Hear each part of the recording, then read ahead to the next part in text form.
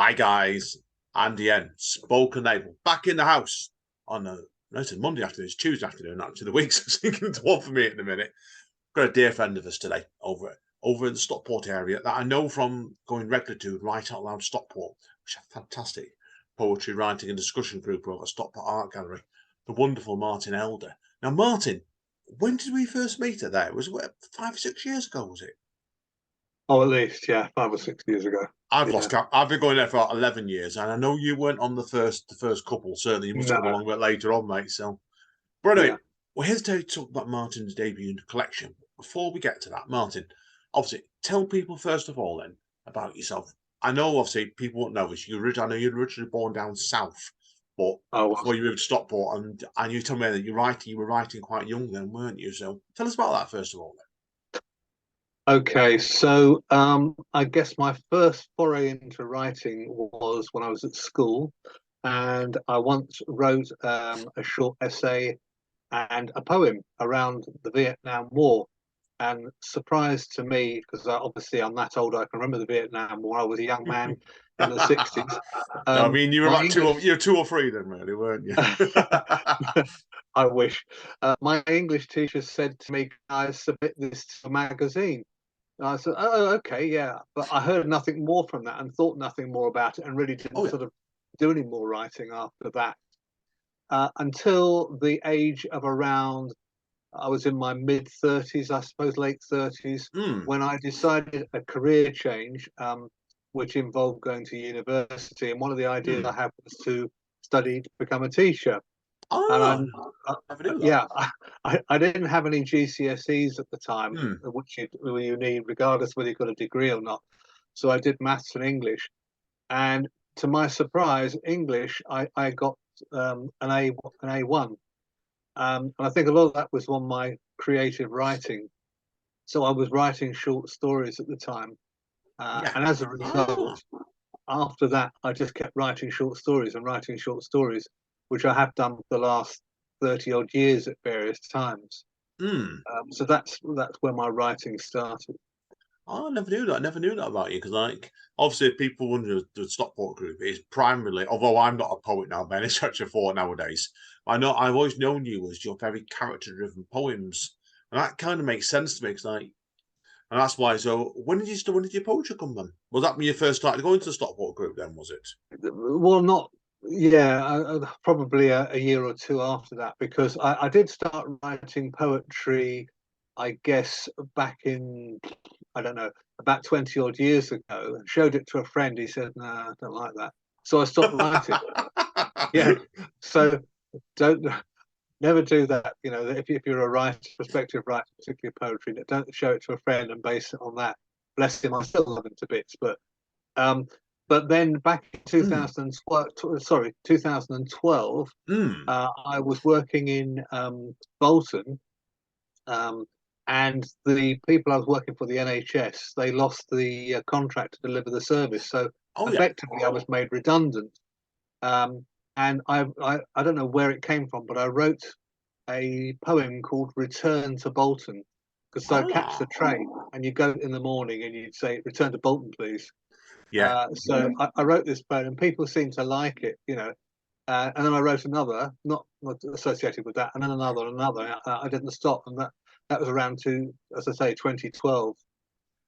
So the poetry has been going since then, as well as doing short stories as on top of that, you know, Oh, occasionally. brilliant. Brilliant. Now, we're here today, as people wanted to primarily talk about your debut collection, aren't we? Yeah. Rewind, Replay, which I like the title of that. Now, first of all, then, obviously, I've got quite a few questions I want to ask you about this book. Why Rewind, Replay as a title? Okay. So essentially, this collection is a kind of history of me, or what I can remember of my life as a young boy. So one of them Hmm. talks about me about the age of 5 or 6 on Brighton Beach, where I come from in Sussex, and then sort of throughout my history, from what I can remember, if you like, the early years, if you will, up until sort of like before I moved up here, which was about 30 years ago now. Or no, not that long. About 25 years, 28 years ago, I moved up into the northwest. Um, So I had the sort of all these things there. I Hmm. wrote down as poetry subsequently, and I decided to put it on there. And the whole basis, if you look at the front of the book, is an old cassette tape which I've put rewind, replay, and it's Yes, about perfect. rewinding memories and then replaying them, basically. Very, So very, very, very clever cover, Tim Shitters, and I agreed straight away with that. So I remember at the time you showed me that cover, I thought, yes, that's an excellent cover straight away. Now, I want to talk about a couple of the pieces in this, if you're okay with this. Like, obviously, yeah, I absolutely loved the first poem, Ghosts. I thought that right. was really quite, I think it came through a few layers of really as a piece that. So obviously, what made you want to start off with a poem like that as called Ghosts direct into the book? Was it I'm like just ghostly looking now to memories, really? remind myself. We're organised as spoken label, we are. Big host and guest, definitely. Oh yeah, yeah. Okay, so it was um, it was really sort of thinking about um, memories that we have and Hmm. how we have them in a kind of order sometimes, and something sparks off those memories in our minds. And Hmm. it's a bit like an old filing cabinet you go through. Yeah, yeah. Um, that was the kind of sense of that. And there was some of them are good memories, some of them are ghosts that you rather forget. Yeah, yeah, I Um, agree. I agree. I agree. It's an interesting choice to start that one off with because I know when I've done books before, and I wouldn't have had the guts to start off with a poem called Ghosts at the beginning of it. I might have put it halfway through, just when you've established it, but it's an interesting choice to do that. Now, I've got to ask you as well, obviously, about the second piece as well, obviously, which was Eddie Condam's Apprentice. Now, oh right, yeah. this is obviously clear about your very young memories, isn't it?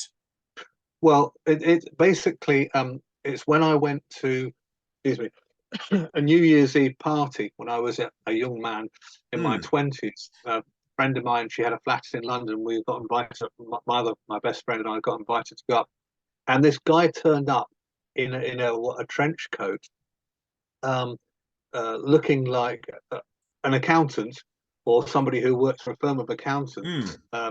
Very 1930s. Now, for those of people who don't know who Eddie London was, he was a jazz guitarist in the 30s. And this guy just turned up with a small amp, got his guitar out and started playing. It was all jazz of the 1930s. And so that's based on that event that actually happened. Right, yeah, it felt like if you read the piece, it's a great piece again, where you could actually feel it. They said there, it was a memory, and I was wondering Yeah, whether it's like somebody you knew that straight away. Now, yeah, obviously, in the certainly first part of your life, I know from what you told me before, you grew up a lot around Brighton, didn't you? So yeah, yeah, now, obviously, that itself made a big influence on certainly on a good chunk of this book. And people yeah, wondering why when you go into like Brighton Beach and stuff like that. yeah. You look back at that now and think to yourself, like, when you look at your poetry from then, like it was like, have you changed as a person doing a lot since you moved to Manchester 25 years ago? Particularly with your pieces as well. Well, yes, I mean, because obviously those are based on memories, not just childhood, but as a young man. Because Hmm. Brighton's the nearest town. Even if I didn't live there, we used to go down. That was the nearest big town. It's now a city. Yeah. Thus, the last poem as you refers to it as being a city. Um, but it was the place we would go. So many of the early memories are based around that, Yeah, from no, what I it's can recall. understandable. Understandable. It's a great piece and it's a great collection as well. Now, no, I don't want to go into too much detail. I would like encouraging people to actually check out the book themselves. But I've got to ask you, what I know of you, Martin. I'm guessing you didn't have the legs to wear a polka dot dress, did you? The polka dot dress. No, that's my Yeah, mum. I guessed. I guessed. Yeah, yeah. She had one of my enduring. I mean, she's still around, bless her. She's 95 now. Yeah, isn't Um, she living with you now? If my memory's she is correct, living isn't she? Yeah, close by. Yes, she's yeah. moved up from the south, which was a big step for her last year. I thought it Um, was. Yeah. Oh, yeah. brilliant. That's why I So it's.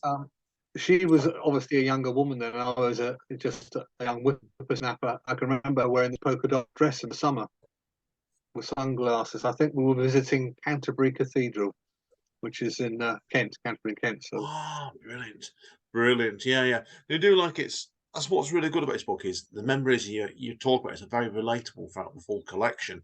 And it's a really, really good, really, really good book, and I definitely recommend people check this out.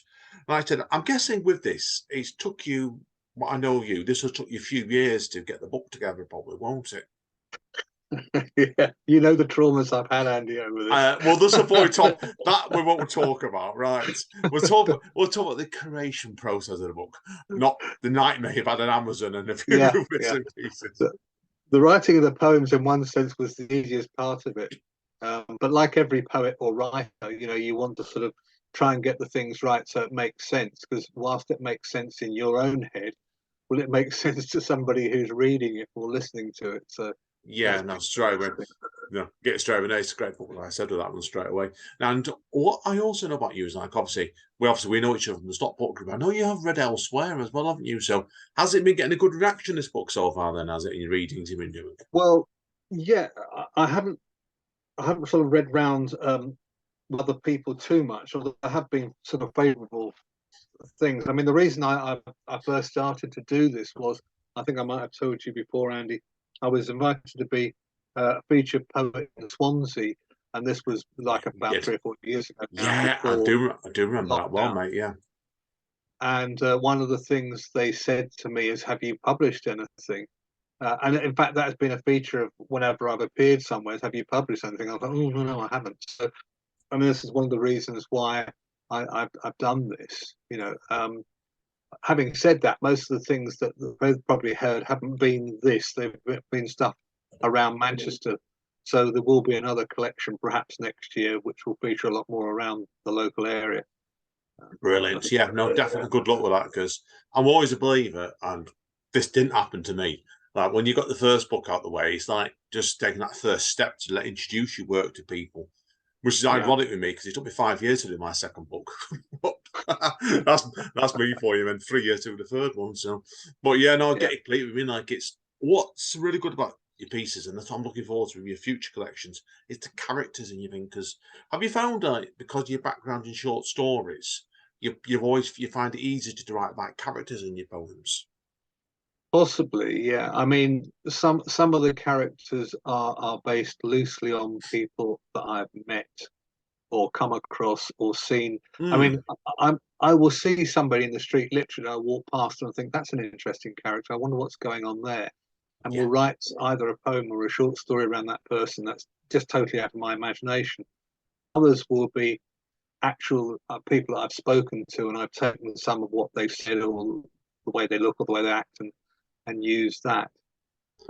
So, and some are just situations. So, yeah. I uh, think as writers we are, aren't we? We used to start seeing something and making an assumption on it, whether it's right or wrong in the yeah, case, and that then we just run with it, don't we? So, yeah. but I, Some I of it. know. Sorry, but yeah, some of So it, yeah. no, I'm sorry, I'm interrupting you. No, don't Some worry. of it's a lot of artistic license, but some of it, is based on what I've experienced. So, I mean, this book, for instance, a lot of those things are things that I've experienced. So Mm, the poem "Night Fishing," which some people like, which is yeah, about me going into what would now be termed a club, but in those days they were called discos. Um, Featured the characters that were there, and one particular character I mentioned at the end. So uh, yeah, and that was an experience of a night out one summer in Brighton. I was wondering about that piece because you take night fishing. You obviously like I know people go fishing, and you know one of them, Jeff Armour, does it all the time. And I was Yeah, envisioned reading that, and I thought this isn't about the sort of fishing I know. So that's all I know. That's all I'm going to say. Then move straight on. But now, obviously, yeah. like, well, wind this bit down because I don't want to keep you too long today with this.